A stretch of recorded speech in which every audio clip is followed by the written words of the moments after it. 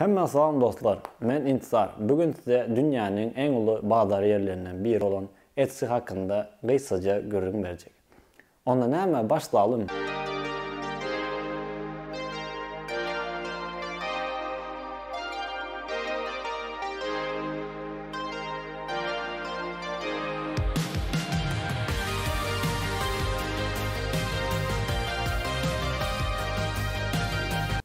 Etsy, Amazon, eBay, Trendyol global ve dijital bazar yeri.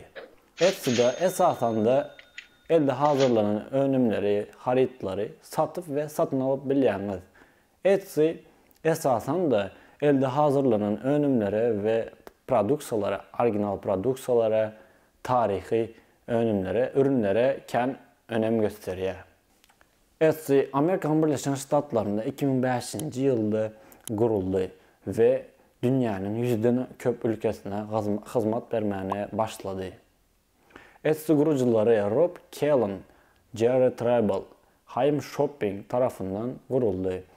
Etsy kurucuları üniversitede okuyup öğren vaxtlarında bu platformu kuruyorlar ve bugünkü günümüzde dünyanın en ulu bazar yerine örüldü.